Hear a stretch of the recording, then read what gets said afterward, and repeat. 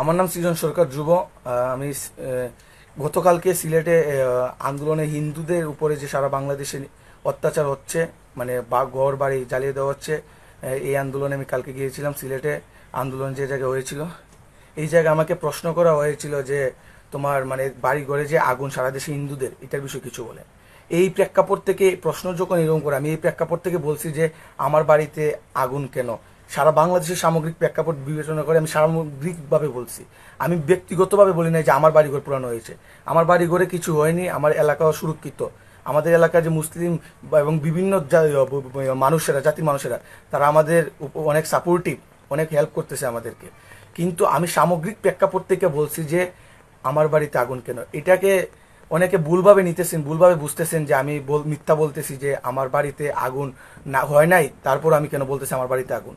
আমি কিন্তু এই প্রেক্ষাপট থেকে বলি নাই, আমি বলছি সারা দেশের প্রেক্ষাপট থেকে। এখন মানুষ এটাকে ভুলভাবে বুঝতেছে। যারা ভুলভাবে বুঝতেছেন এটার জন্য আমি আসলে আন্তরিকভাবে দুঃখিত। আমার বাড়ি ঘরে কিছু হয় নাই, আমার এলাকাও সুরক্ষিত আছে। আমি দেশের সামগ্রিক প্রেক্ষাপট থেকে বলছি। এটা অনেকজনে ভুলভাবে বুঝতেছে, তার জন্য আমি আবারও দুঃখিত।